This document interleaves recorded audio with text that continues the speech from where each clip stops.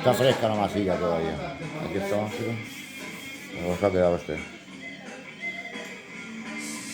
Bueno, ya le hemos quitado la pudrición. Habrá que hacer este sitio.